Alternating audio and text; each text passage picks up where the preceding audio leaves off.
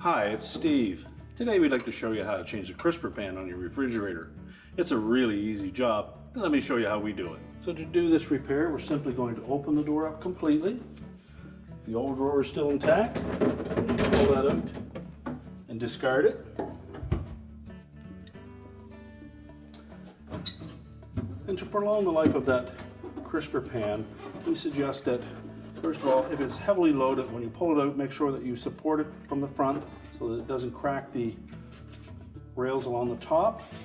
Also suggest that you make sure you push it all the way in when you're done so that the door does not contact it and perhaps crack it. And to wash it, we simply suggest using warm soapy water. So just slide it back into the tracks.